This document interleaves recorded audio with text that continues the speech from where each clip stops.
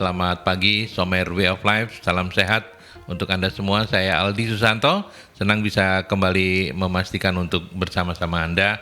Saya menemani narasumber luar biasa kita di setiap hari Sabtu pagi, ada Dr. Pertama Putra Johan.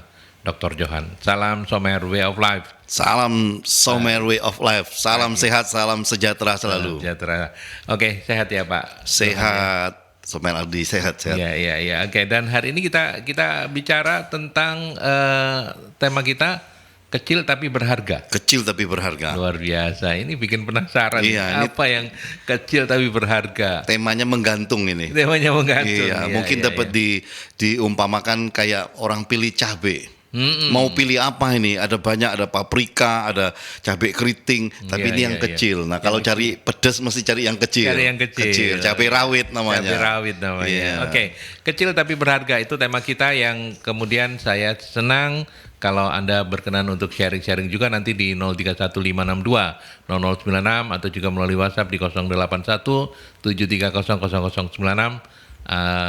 Atau melalui telepon yang lain 5679696. Pak Dokter, hari ini kita akan diskusi kita akan mengarah kemana supaya orang tidak penasaran dengan kecil tapi berharga ini. Monggo silakan. Besar atau kita sebut sejarah kesuksesan itu merupakan suatu bentuk penyatuan. Ya, jadi momen, skill, kemudian kesiapan seseorang dan dalam satu kesempatan yang tepat, kebesaran itu baru dapat. Ya, kemenangan, kesuksesan, semua itu seperti itu. Dan itulah yang kita suka bilang bahwa manusia harus memiliki integritas. Supaya integritas ini ketika menyatu seseorang atau suatu bangsa atau suatu tujuan suatu kelompok bisa tercapai. Ya, integritas. Hal-hal besar inilah yang sering kita soroti dan secara instan banyak kali generasi Z itu mengejar hal-hal yang besarnya. Mereka lupa bahwa semua hal besar itu adalah bentuk penyatuan. Nah, penyatuan itu kalau kita pecah itu nampaknya kecil-kecil. Nah, yang kecil-kecil inilah proses yang menyatukan hal-hal kecil inilah menjadi sesuatu yang besar, dan disinilah kita mau melihat sisi dalamnya. Jadi inti dari segala sesuatunya seperti telur, ya, Somer Adi, telur itu ada cangkangnya, ada telur putihnya, ada telur intinya. Tapi kalau saya yakin lah ini hal kecil sederhana. Kalau peternak itu gampang melihat telur itu berkualitas atau tidak. Itu gampang, tinggal ambil satu lilin, telurnya diterangi, dikasih sedikit buram cahaya, nampak ada satu titik kehidupan. Kalau itu titik kehidupan ada, itu telur diremi pasti menetas. Tapi kalau ternyata tidak ada, berarti telur itu tidak dibuahi. Infertil ya. Ya, infertil. Jadi hal yang seperti ini tersembunyi. Ya, ini kecil bagi banyak orang yang terabaikan mungkin pada generasi sekarang ini. Ya, kita coba sama-sama kita belajar dan kita lihat sisi baik yang tersembunyi dalam kehidupan ini, Somer Adi. Ya. Dan untuk kita bisa selalu menemukan yang kecil-kecil tapi berharga ini, bagaimana caranya Pak Dokter? Kita singkapkan saja dari sisi dalam. Seperti tadi telur tadi, praktekin aja. Ya, jadi nanti di rumah coba dipraktekin, ambil satu telur ayam kampung, kasih lilin, kemudian terangi pakai tangan, dilihat nanti, loh kok ada titiknya gitu ya? Ada satu bulatan kecil, itu adalah suatu bentuk inti kehidupan. Di dalamnya kalau dieremi, ayam mengeram berapa hari. Nah, ini juga suatu pemahaman yang sebenarnya sederhana untuk kita pahami. Ada prosesnya untuk telur itu menetas. Induk ayam perlu 21 hari lamanya. Kemudian, nggak perlu induk ayam, sekarang lebih canggih. Kita pakai penerangan dengan panas, dengan temperatur. Berapa lama ya? Kurang lebih juga 3 minggu. Jadi nggak bisa langsung karena ada, langsung ditiup, langsung jadi ayam. Itu sulap namanya. Jadi kehidupan ini bukan sulap. Adalah proses yang kita mau belajar. Karena itulah setiap kesuksesan belajar selalu dimulai dari proses belajar untuk menghadapi berbagai kegagalan. Ya. Kegagalan adalah suatu proses untuk orang lebih terampil. Akhirnya ketika semua kegagalan ini dihadapi, dicari solusinya ketemu, seseorang punya skill. Dan skill inilah yang membuat seseorang punya expand hidup. Hmm. Hidupnya jadi bertambah-tambah dengan hasilnya. Karena apa? Karena skill ini bernilai dalam kehidupan. Ini kecil, karena kecil ini banyak orang nggak mau tahu. Tapi tidak ada orang-orang yang expert di dalam bidangnya tanpa melewati hal-hal kecil ini. Dan nanti kita bisa melihat bagian-bagian di dalamnya apa saja. Ya. Samuel, tadi saya tempatkan yang pertama itu kejujuran. Oh. Kejujuran ini kalau Samuel Way of Life buka di dalam kamus besar bahasa Indonesia, kita akan menemukan 3 hal. Tulus hati, tidak berbohong, kemudian tidak curang. Ya, 3 hal ini apakah ada di dalam kepribadian kita? Di mana kita memulai semua hal kecil ini? Ya tentu kehidupan kita semuanya punya orang tua. Ya. Selain punya orang tua, kita juga sering dulu diberi suatu pemahaman, ayo sekolah, ya kan? Untuk masa-masa kecil kita juga mengalami pendidikan. Betul. Selain itu, kita punya lingkungan juga. Teman-teman masa kecil, teman-teman main petak umpet, main kelereng. Samuel Adi main apa masih kecilnya? Sama juga, Kelereng, iya. main kelereng juga. Kalau saya masih kecilnya keluar masuk hutan. Karena lingkungan kami waktu masih kecil hutan. Rawa-rawa semua suka tangkap ikan sepat dulu. Karena tinggal di luar Jawa ya, Pak ya. Sudah terbiasa lihat ular. Dan lingkungan kami memang banyak buaya. Oh. Buaya darat tidak banyak di tempat kami waktu itu. Ya, banyaknya buaya beneran, ya buaya rawa ya. Iya. Dan rata-rata masa kecil kami dulu, teman-teman semua masa kecil itu rata-rata bisa berenang. Kenapa? Karena pergaulan. Melihat orang berenang, ya kita berenang. Dan masa kecil, saya masih ingat bagaimana ketika kita belajar naik sepeda. Zaman saya masih kecil tuh, sepeda itu ada pelangnya, kayak sepeda ontel itu ya, ada pelang tengahnya. Iya. Dan sepeda begitu besar, anak kecil bisa ngambil dari sampingnya mengayu. Iya. Dan itu butuh suatu keinginan yang kuat untuk mengalahkan tantangan itu. Jadi kejujuran ini sebenarnya dimulai dari masa kita masih kecil. Ya, apa tadi Pak kejujuran itu? Kejujuran itu tulus hati, tidak curang, tidak berbohong. Dan ternyata hal kecil ini dicari oleh bangsa kita. Para pemimpin bangsa kita harus berangkat dari hal kecil ini dulu. Dari rekam jejak hidupnya, supaya pemimpin-pemimpin bangsa ini adalah orang-orang yang memang punya satu hal kecil yang menyusun integritas seorang pemimpin bangsa yang memang dicari oleh Indonesia hari ini. Kita kan sudah beberapa kali episode ditanya oleh para pendengar Samuel Way of Life kan soal tentang apa itu pembohong rakyat katanya ya. Dan ada banyak sekali hal-hal yang kurang baik di mata rakyat atas para perwakilan rakyat, atas pemimpin bangsa, atas pemerintahan. Dan hari-hari ini kita disodorkan dengan kejadian-kejadian yang cukup, saya berkata, tragis dan memilukan. Kenapa? Satu sisi kita bisa melihat ketika tertangkap tangan, uangnya tidak kecil. Sudah mendekati triliunan semua. Dan yang lebih memilukan hari ini, kita melihat Pak Presiden Prabowo baru menjabat berapa lama, hari ini harus memerangi judi online. Judi online ini bahkan seperti musim, udah menjamur se-Indonesia, bukan hanya di kalangan masyarakat, ternyata para aparat juga ikut judi. Ya, mungkin kita mesti panggil Bang Haji Roma Irama lagi mengingatkan dengan lagunya bahwa judi mabuk itu menghancurkan. Dan seperti kerap kali saya katakan bahwa pergaulan merusak kebiasaan, pergaulan buruk menghancurkan generasi anak bangsa. Judi ini tidak datang sendiri. Judi ini muncul dari pergaulan. Orang yang menang bilang, oh enak lo punya duit judi gini. Ngikut-ngikut, pertamanya coba-coba, lama-lama kejebak masuk. Dan sudah kejebak masuk, harapan hidup ditaruh di dalamnya. Akhirnya hidupnya hanya untuk menang dan kalah. Pengharapan yang semu membuat orang terpenjara di dalam judi online. Dan kita bisa melihat di medsos, tidak sedikit yang bunuh diri loh. Ya Samuel Ardi, kita tahu bahwa efek judi ini buruk sekali buat masa depan anak-anak bangsa. Dan kita tahu hari ini Pak Presiden Prabowo perintahkan seluruh jajarannya untuk dibersihkan dari oknum-oknum judi online. Supaya apa? Supaya bangsa ini hidup lagi menurut objektivitas. Bukan mimpi-mimpi seperti zaman-zaman dulu ada lotre gitu loh. Zaman dulu orang tidur aja dikenang-kenang apa ya semalam ya, mimpi apa ya. Oh, ada buaya lompat, itu buaya darat ya. Kemudian dicarilah simbol angka untuk taruh lotre. Kita pernah hidup pada masa itu, Saudara Ardi. Tapi hari ini kita mesti berangkat lagi dari hal-hal yang disebut dengan kejujuran. Karena kejujuran ini adalah bagian daripada faktor yang menentukan kemajuan suatu bangsa. Orang yang tidak curang, tidak berbohong hanya muncul ketika mereka memang bisa pegang tujuan hidupnya. Seringkali dalam kehidupan ini kita bisa menemukan dan melihat, Saudara Ardi, orang-orang menuju satu pengharapan, menuju pada suatu keinginan tidak didasari dengan hal-hal yang jujur. Mau jadi pejabat, ternyata tujuannya dia melihat suatu lingkaran, enak ya, jadi pejabat itu dikawal.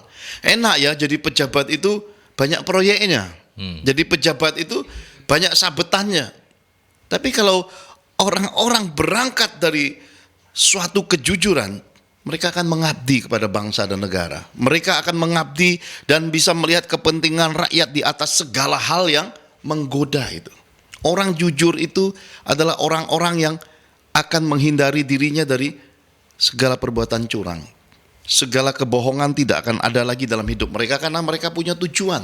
Dan tujuan inilah yang akan menjadi tolak ukur hidupnya.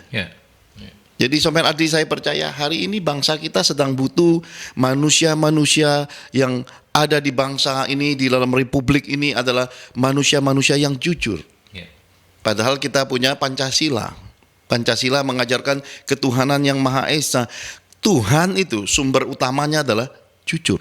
Manusia yang bertuhan itu pasti jujur. Tetapi kita bisa melihat faktanya hari ini di bangsa kita ada banyak yang tidak jujur. Bahkan yang curang ya. Kenapa seperti itu? Ya karena mereka selalu lari dari tujuan yang murni di dalam pengabdian, di dalam karir, di dalam kehidupan berkeluarga, di dalam semua areanya. Mereka lari. Ya. Nyimpang namanya, Saudara Adi. Orang nyimpang ini ya titik sudut penyimpangan pertama itu ya kecil. Kalau kita belajar tentang titik sudut, semua yang kecil ini sering waktu akan membesar. Jadi korupsi itu bukan dimulai dari sesuatu yang besar.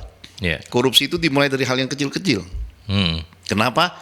Kadang orang-orang yang punya integritas hidup dikasih hal kecil, mereka telan, mereka kompromi, makin lama makin enak, makin lama makin nyaman, makin lama makin tergoda, akhirnya nyebur di dalamnya. Dan ketika sudah nyebur, ya seseorang kehilangan integritas, ya akhirnya jadi koruptor. Seseorang jadi benar-benar orang yang melanggar nuraninya, rela nyakitin orang lain, rela berbuat curang. Dan kemudian sudah terbiasa bohong. Bohong bukan bicara tentang, oh bohong demi kaya saja, bukan.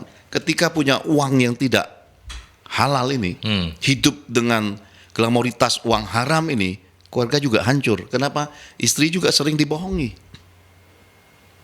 Lagi di mana, Papa? Ya, seorang istri kan, oh, lagi meeting. Ya. Begitu dilihat stafnya kiri kanan, kok meeting? Ini bukannya lagi mijit yang penting-penting. Ini kan lagi bohong. Jadi sesuatu yang akhirnya lari dari kepribadian. Dan hidupnya akan menjadi manusia yang penuh dengan alasan. Suka ngeles. Jadi kita tahu, Saudara Ardi, generasi now, generasi Z ini, kepintaran terkadang tidak disusun dari kesadaran di dalam diri, tetapi banyak yang dilesin. Ya, tidak salah les, tapi manusia pintar yang sesungguhnya itu berangkat dari kesadaran diri. Ya, kalau dilesin, pintarnya hanya di akademik, di dalam kehidupannya belum tentu. Jadi karena itulah ini yang menjadi suatu pemahaman buat kita, anak-anak bangsa banyak yang lulus dengan nilai-nilai bagus sekali, itu hanya di atas kertas. Tetapi di dalam kehidupan sehari-harinya belum tentu bisa mengimplementasikan ilmu-ilmu di atas kertas itu. Dan hari ini menjadi PR buat kita para orang tua.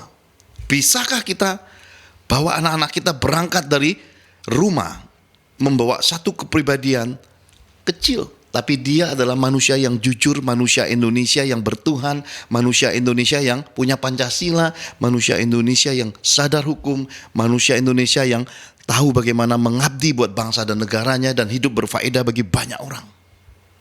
Jadi saya percaya bahwa tugas kita semua bukan tugas 1-2 orang ini, bukan tugas presiden semata, bukan tugas menteri pendidikan, bukan tugas menteri agama semata. Ini tugas kita bersama satu bangsa untuk mengembalikan lagi kehidupan berbangsa bernegara ini berangkat dari jujur. Dan judi online ini bisa langsung diatasi. Kenapa?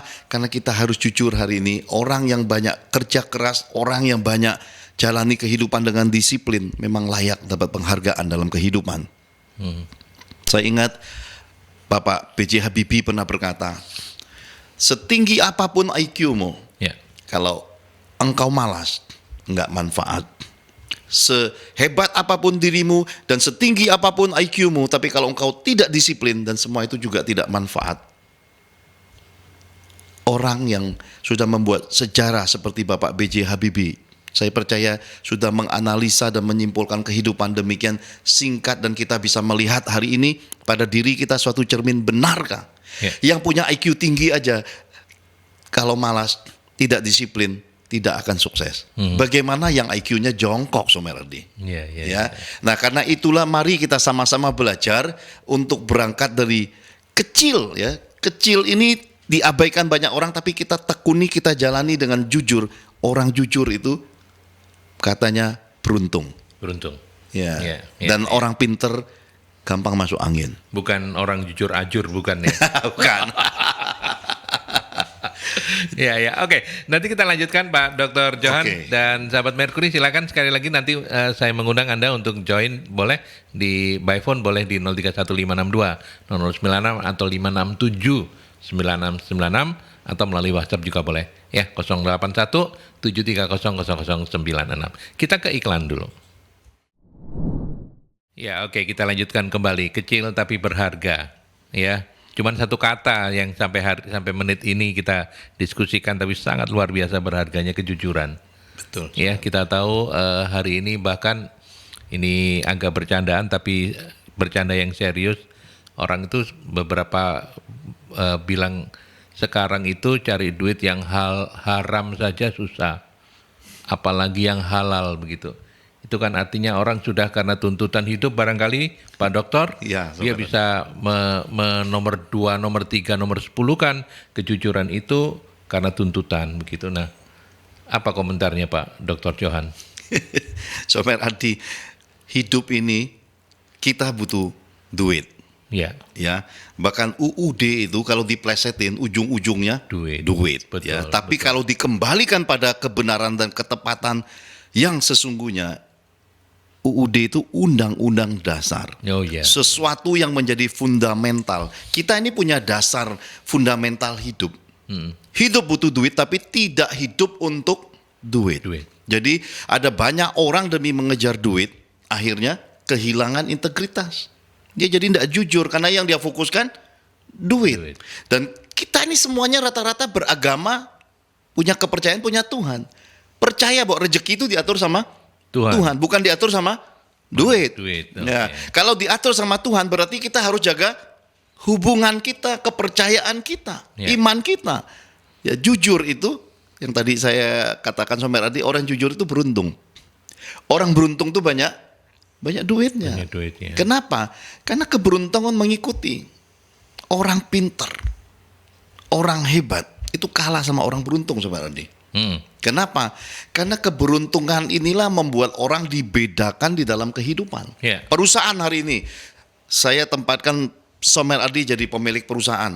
Ada orang pinter, ada orang hebat, orang jujur. Mana yang Someradi pilih? Jujur. Kenapa pilih orang jujur? Ya, karena dia bisa membuat saya tidurnya nggak takut dicuri-curi uang. Lah, cuma supaya tidurnya pilih orang jujur. Enggak, ya. Artinya ya saya yakin orang jujur itu akan bekerja on track terus gitu loh, Wah, Pak Dokter. nah ini mungkin suatu pesan buat Bapak Presiden Prabowo kita dan semua pemimpin bangsa Republik ini. Iya, iya. Biarlah di pos-pos yang penuh dengan kesempatan dan celah untuk korupsi ditempatkan orang-orang jujur. Orang-orang jujur. Supaya presiden bisa tidur nyenyak, supaya pemimpin bangsa tidur nyenyak, supaya rakyat tentram. Ya. Kalau rakyat tentram baru pembangunan bangsa cepat dan kesuksesan bangsa bisa segera terwujud. Ya. Jadi Somer Aldi aja mewakili satu pemahaman orang jujur itu lebih beruntung dan lebih dipilih karena orang pinter, orang hebat mudah masuk angin, Somer Aldi. Integritas tuh di dalam. Kepintaran tuh sesuatu yang dipelajari dan nampak dari luar sesuai dengan kaidah dan bidang yang ditekuni. Orang pintar di bidang keuangan belum tentu pintar di dalam kepribadian. Ya. Karena itu seringkali kita melihat orang pintar di dalam keagamaan tapi moralitasnya juga belum terjamin. Karena itu banyak kasus di keuangan, di keagamaan, di bidang-bidang apapun yang di dalam itu akan nampak keluar nanti. Kenapa? Karena kejujuran itu cepat lambat ketika suatu pintu terbuka, ada kesempatan, ada celah, ada ujian, ya, dan semua itu menampakkan integritas pada diri seseorang, Sobat Adi. Jadi, Somer way of life, jangan cari uang, biarkan uang yang cari saudara. Karena kalau saudara cari uang, saudara keliling satu Surabaya, nggak akan dapat uang. Karena uang tuh nggak ada di jalanan. Jadi nggak perlu dicari. Tetapi persiapkan diri untuk mencapai integritas hidup. Siapkan skill anak-anakmu, siapkan skill dirimu. Sejak dini sadarilah bahwa hidup ini sudah ada pengaturannya, Somer Adi. Jadi kita tahu bahwa cepat lambat kita akan melihat bahwa semua orang akan berakhir di dalam 1x2. Iya. Ya, 1x2 itu tidak pilih orang hebat, orang pintar atau orang jujur. 1x2 itu bicara kesempatan hidup. Hari ini umur berapakah orang kena stroke, Somer Adi? Umur 3-40 sudah banyak yang stroke. Betul. Kalau zaman dulu 70 masih gagah, masih naik sepeda ontel kemana-mana. Karena itulah kita belajar bahwa kesempatan hidup ini terbatas. Jangan disia-siakan untuk hal-hal yang tidak berguna dalam kehidupan. Somer of way of life. Marilah hari ini kita kaji ulang diri kita, anak-anak kita, pekerjaan kita, bisnis kita, dan arah hidup kita. Untuk kita melihat bagian-bagian mana yang perlu kita pembaharuan, perlu kita perbaiki, bagian-bagian mana yang perlu kita sempurnakan, dan bagian mana-mana yang kurang kita persiapkan. Kita kembali sempurnakan segala sesuatu dalam hidup ini. Saya yakin minggu lalu kita mendengar satu pernyataan, sayur tanpa garam, hambar. Demikian juga kehidupan tanpa sentuhan, rasanya kurang maksimal. Ya. Wanita saja tahu menyempurnakan diri. Cermin itu sebenarnya bukan milik laki-laki, Somer Adi. Ya.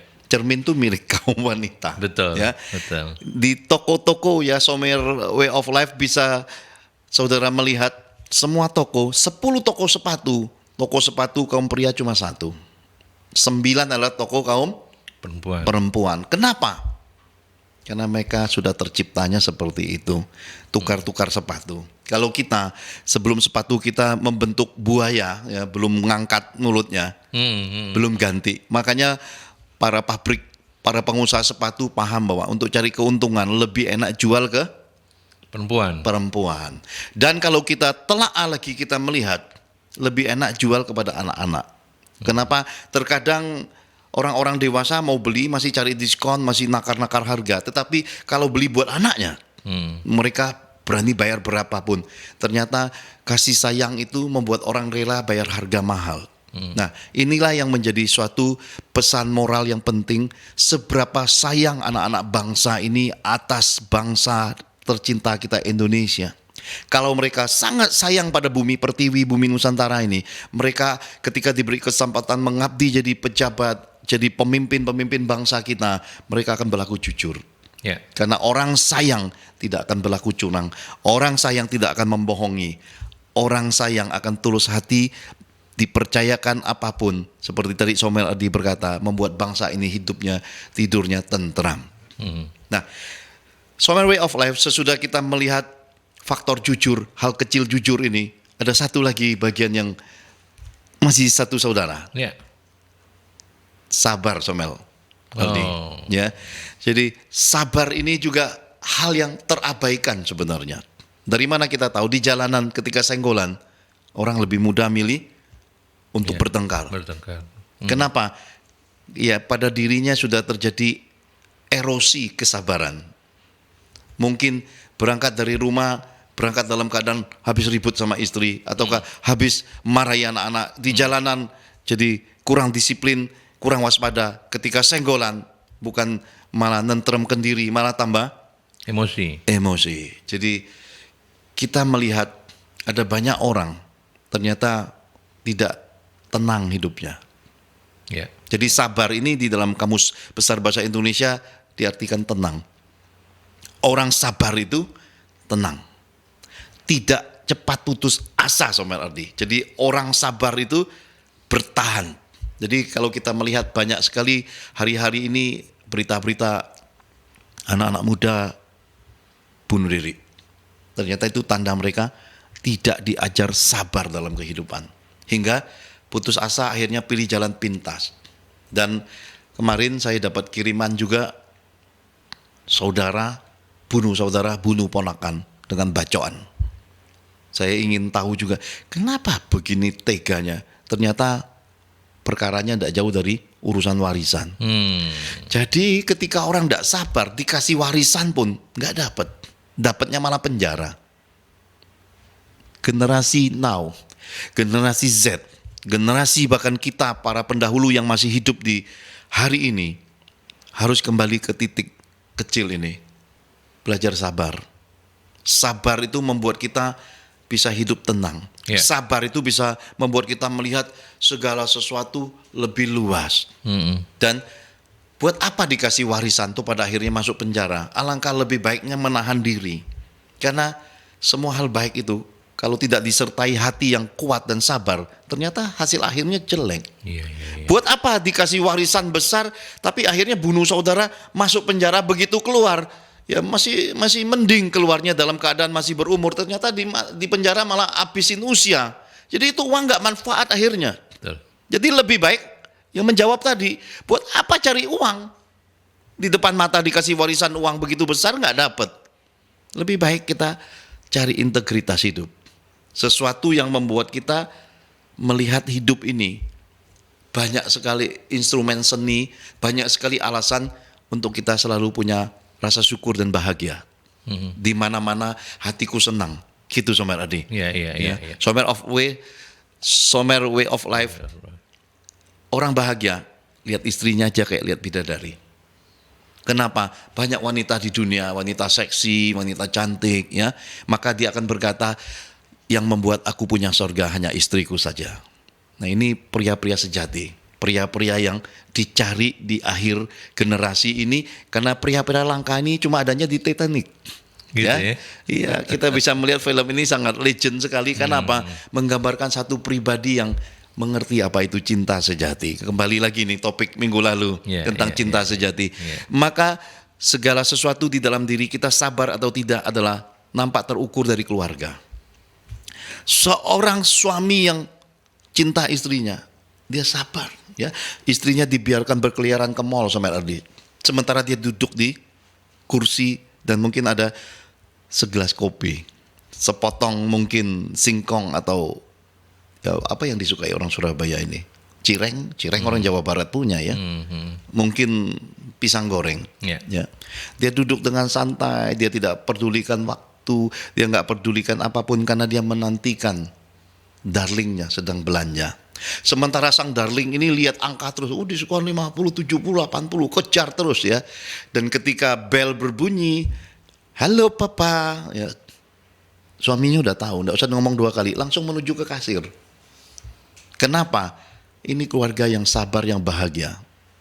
Irama kehidupan mereka adalah irama kehidupan bernafaskan cinta dan ketulusan, kejujuran membangun kehidupan berumah tangga. anak-anak yang lahir dari kedua orang tua seperti ini pasti akan menjadi anak-anak bangsa yang buat sejarah. Oke. Yap, luar biasa. Nanti kita lanjutkan kembali, kita masih punya satu sesi untuk Way of Life kita, Somer Way of Life. Dan jangan kemana-mana, kita ke iklan dulu. Pak Dokter, kita break dulu ya. Oke. Nanti kita lanjutkan setelah beberapa pesan. Ya, oke, kita sampai di sesi terakhir, masih ada waktu sekitar 15 menitan untuk kita selesaikan Way of Life kita. Pak Dokter, tadi kita yang terakhir kita berhenti ngobrol itu tentang sabar begitu ya. Nah, saya juga melihat sekarang ini kecenderungan, tadi Pak Dokter juga sudah mengutip seorang laki-laki membunuh kakak dan keponakannya hanya untuk warisan. Nah itu kan karena ketidaksabaran. Ketidaksabaran. Tadi dicontohkan juga ketika berlalu lintas, banyak orang yang kemudian senggolan dikit aja udah emosional. Cenderung. Nah kenapa orang menjadi cenderung menjadi lebih mudah tidak sabar, Pak Dokter, di kondisi yang sekarang ini? Kalau dulu di zaman saya masih kecil itu kan orang masih sabar, ya ada yang marah, tapi nggak semenakutkan sekarang begitu. Semua adalah kumulatif. Hasil akhir, Somer Adi. Jadi hal besar adalah kumpulan dari integritas penyatuan hal-hal kecil. Jadi hal-hal kecil yang bagus, yang bermutu, berkualitas menjadi sejarah, menjadi keberhasilan dan kesuksesan. Demikian juga hal-hal kecil yang rusak menjadi satu kumulatif, akhirnya membentuk satu kepribadian yang gitu, enggak sabar, pemarah, kemudian kepepet soal duit, gelap mata. Kenapa? Integritasnya tidak terbentuk dengan baik. Jadi kita tahu bahwa ada banyak kali dalam kehidupan ini, Sobat Adi, suatu keadaan ketika kehidupan dipepetkan di dalam diri kita, dalam diri seseorang, nah itu menampakkan sisi manusia kita. Apa isi di dalam kita ini kelihatan ketika dikasih ujian dan pencobaan. Ya, contohnya dikasih warisan, tetapi ternyata kepepet duit dan ternyata persaudaraannya tidak akur. Karena apa? Karena ini bicara tentang bagaimana kita kembali ke keteladanan hidup berkeluarga. Ya, kalau pendahulunya bagus, yang di bawah belum tentu bagus. Karena bisa juga rusak karena pergaulan yang luar.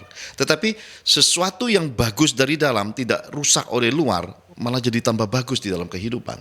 Jadi hari ini yang penting adalah yang ketiga ini, Sobat Adi, menjawab sekalian, yaitu sesudah kita punya hal kecil jujur, hal kecil sabar. Punya komunikasi.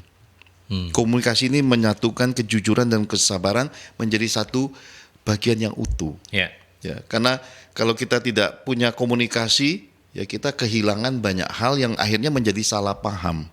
Contohnya tadi terjadi pembunuhan karena komunikasinya enggak dua arah dan tidak mencapai sinkronisasi, ya, tidak mencapai sesuatu yang sama-sama win-win. Di pengadilan lah, contoh kita bicara Somer Adi, mana yang kita tahu di pengadilan hari ini? Advokat semua kita tahu, lawyer semua kita tahu, hakim kita tahu, jaksa kita tahu. Tapi siapa yang tahu? Ternyata di pengadilan pun masih tersedia satu, yaitu mediator. Ternyata ini kurang populer. Kenapa? Karena memang ya mungkin orang kita lebih suka bertikai di pengadilan. Akhirnya isinya sidang semua. Padahal sebelum persidangan itu ada suatu jeda masa mediasi. Jadi masa mediasi ini seorang mediator ada di tengah-tengah dua orang yang sedang berperkara. Nah, coba seperti keluarga tadi yang tadi Somer Adi tanya, kalau ada mediator hadir dan ternyata dapat win-win, ya tidak ada kematian, tidak ada pembunuhan. Semua ini karena kita butuhkan komunikasi. Dan komunikasi itu bawaan hidup. Anak-anak berangkat dengan orang tua yang terbiasa komunikasi. Hari-hari hidup mereka kemana-mana komunikatif. Anak-anak yang problem di rumah, ya keluarganya mungkin broken home, ya mungkin akan lebih punya banyak sisi negatif di dalam komunikasi. Orang yang punya luka hidup itu punya sifat resistensi di dalam komunikasi. Maka di dalam perusahaan-perusahaan sering kita temukan, di dalam bisnis, di dalam pergaulan lingkungan, orangnya kelihatan baik, orangnya kelihatan oke, tapi waktu kita berkomunikasi kita kaget. Kok galak amat, garang amat. Kita bisa melihat hal seperti itu. Bahkan seorang temannya, kemarin baru ketemu saya bulan lalu, tahu-tahu jarak 1 minggu kemudian masuk rumah sakit. Seorang pengacara telepon saya cerita, ini teman masuk rumah sakit. Saya tanya kenapa? Ya itu kemarin waktu ketemu yang diceritakan, ada tetangganya. Itu jam 3 pagi geber motor, gueng. Dikasih ingetan bahwa ini kan jam istirahat, ngamuk. Udah dibawa beberapa aparatur lingkungan seperti Babinsa, Babin Kamtipmas, pihak kelurahan juga nggak mempan. Dan juga katanya ngebolongin tembok, padahal ini bertetanggaan.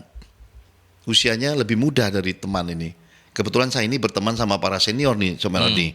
Jadi teman-teman saya ini umur-umur di atas saya semua ya, Somer Way of Life. Jadi saya ini berteman dengan semua umur. Bahkan anak-anak kecil juga saya berteman karena hidup ini komunikatif. Ya, di sisi mana kita ada, di sisi itu juga kita jadi faedah buat banyak orang. Jadi kita ini hidupnya memang harus mempunyai banyak sekali warna. Ya, karena hidup yang berwarna itu seperti bunga yang ada di vas. Ya. Bahkan ilalang pun ditancap kalau kita bisa kreasikan akan nampak indah. Jadi dalam hidup ini semua hal bisa jadi faedah buat banyak orang. Lalu teman pengacara ini berkata, saya mau bikin laporan ke kepolisian karena ternyata secara komunikasi udah nggak ada titik temu. Nah, saya percaya bahwa dalam hidup ini yang harus masuk ranah kepolisian, ranah persidangan adalah sesuatu yang sudah tidak bisa dikomunikasikan lagi, Sobat Ardi. Demikian juga hidup suami istri, kalau cuma 1-2 kali bertengkar, jangan langsung buru-buru mau cerai. Lari kemana sih cinta sepiring nasi berdua itu? Kalau baru urusan anak, ya bikinnya sama-sama, ngurusinnya kok bertengkar, ya. Ini mengingatkan buat kita yang berkeluarga, semua ada pada diri kita masing-masing dan itu harus dikeluarkan untuk kita berkomunikasi. Ada suami pulang kerja jengkel karena melihat kok istriku berubah, tidak melayani lagi. Ya pantas dia kurang melayani engkau karena dia sudah ada sekarang tanggung jawab lagi ngurusin hasil pemberianmu itu ya. Anak-anak. Iya, si otong bocah yang kamu beri buat dia itu nyita waktunya. Janganlah nuntut lebih besar lagi gitu loh. Pahamilah bahwa kalau engkau mau istri punya sedikit kelegaan, seorang suami juga ikut andil untuk melayani anaknya. Ya.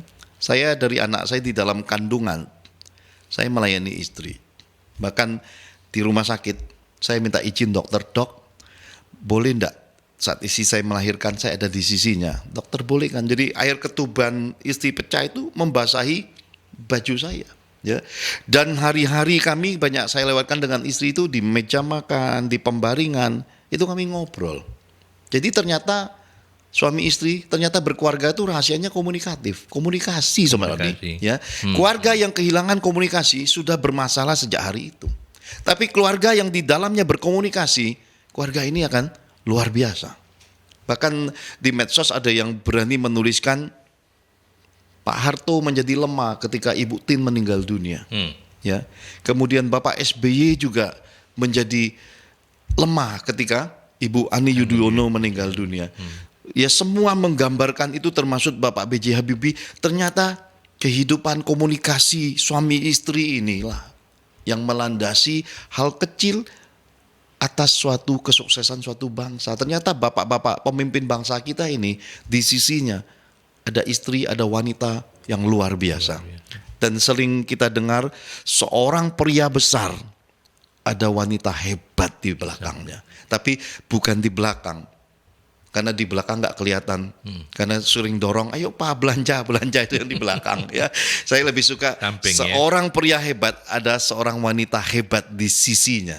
Jangan di belakang, karena sisi ini bisa pindah-pindah. Kadang di belakang, kadang di kiri, kadang di depan, kadang di kanan. Somer Adi pernah dengar cerita lucu? Apa ini? Ada suami istri hidup miskin sekali. Ya, suaminya ini orangnya ya sungkanan, pemalu gitu loh. Kemudian istrinya ini pengen dari perkawinan mereka itu mengubah nasib kehidupan keluarganya gitu loh.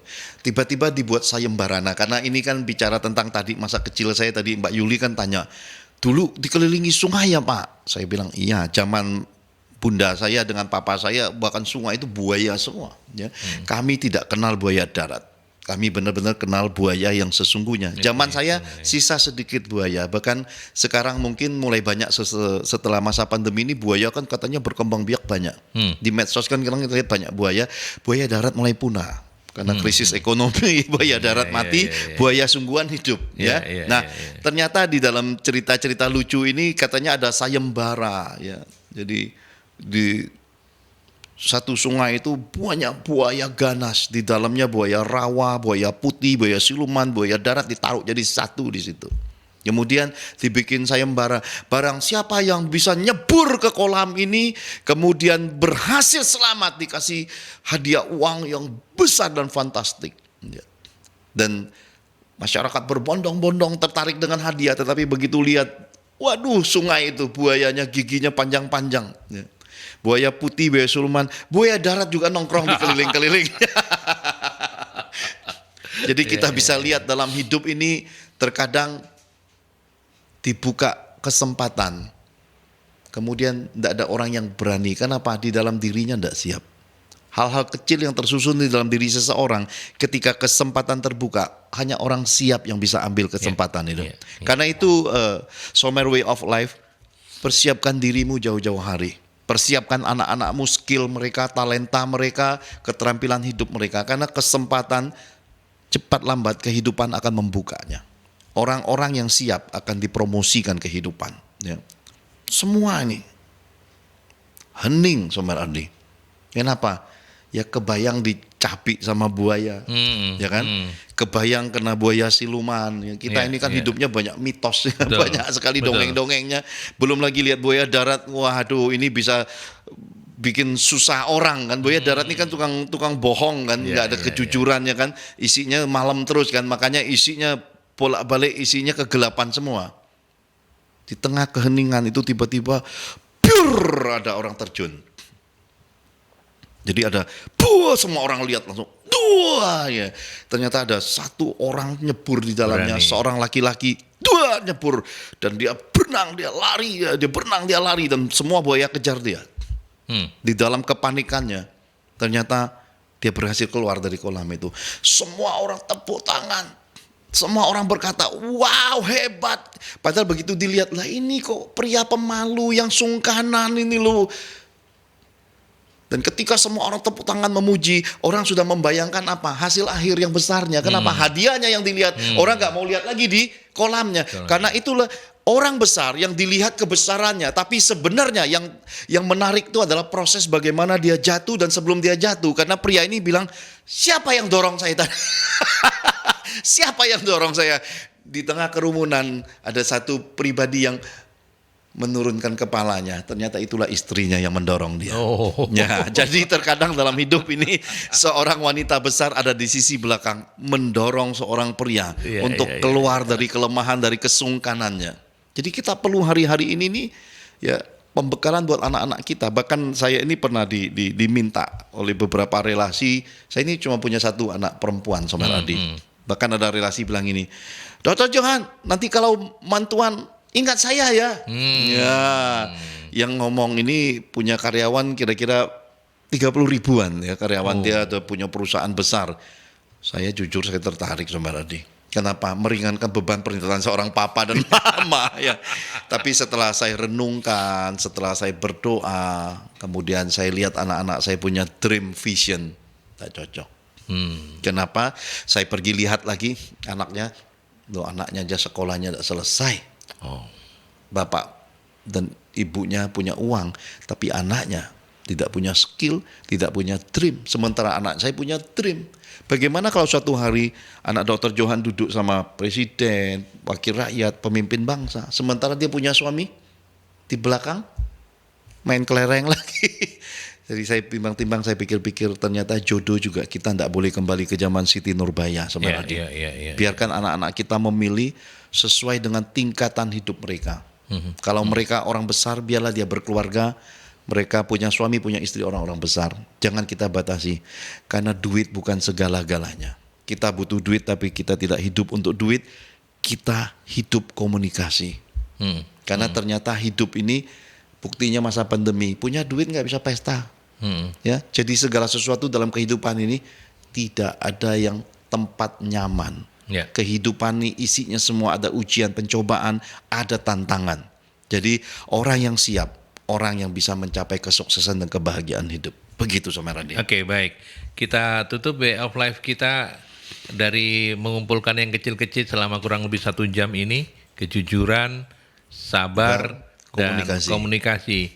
3 hal yang harus selalu ada di dalam diri kita. Bagaimana mensinergikan agar kita tidak hanya 1-2, tapi bisa ketiga-tiganya, dan itu selalu menjadi mengingatkan kita untuk jujur, sabar, dan komunikatif. Pak Dokter, caranya. Jadi ketika kita ingin pemulihan keluarga, kita ingin bawa kembali anak-anak kita pada jalan yang tepat. Kita ingin bisnis hidup kita kembali pada dreams kita. Ketika komunikasi mulai terbuka, belajarlah untuk menempatkan diri untuk diubahkan. Ya, sabar. Nggak usah marah-marah, nggak usah ngamuk sama anak, sama istri. Istri juga nggak usah terlalu banyak seperti radio nyanyi, ngamuk-ngamuk, ngomong nggak berhenti-berhenti. Anak-anak juga nggak usah bantah. Semua kita belajar sabar dan tempatkan kejujuran, tujuan yang mulia. Ya, mau jadi apa, seperti apa, diskusikan bersama. Dengan terbukanya forum komunikasi, tercapainya perubahan pada diri kita, keluarga kita ikut berubah, dan ketika kita kembali pada tujuan yang mulia dengan jujur mengakui kalau kita salah, kita minta maaf. Orang rendah hati itu kekayaan, kehormatan, kehidupan itu ada pada mereka. Jadilah satu pribadi yang memiliki kejujuran, kesabaran, komunikasi adalah orang yang rendah hati, dan orang rendah hati pasti dihargai kehidupan dengan kesuksesan, dengan kebahagiaan. Begitu Saudara Randy. Baik. Terima kasih banyak Pak Dr. Pertama Putra Johan untuk sudah berkenan hadir kembali. Sehat-sehat terus ya. Sehat terus Saudara Randy. Pak Dr. Sama-sama. Johan. Mudah-mudahan kita masih terus diberi umur panjang. Amin. Minggu depan kita ketemu kembali. Ya, sampai di sini Somer Way of Life. Saya Aldi mewakili Pak Dr. Johan sebagai narasumber juga. Mohon pamit dari talk show Way of Life kita. Sampai ketemu di hari dan jam yang sama minggu depan. Sampai jumpa. Salam. Salam.